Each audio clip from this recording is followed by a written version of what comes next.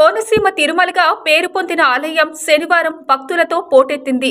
వేకువజాము నుండి భక్తులు స్వామివారిని దర్శించుకునేందుకు భక్తులు బార్లు తీరారు. సుప్రభాత సేవ, తొలి హారతి అనంతరం స్వామివారిని దర్శించుకున్నారు.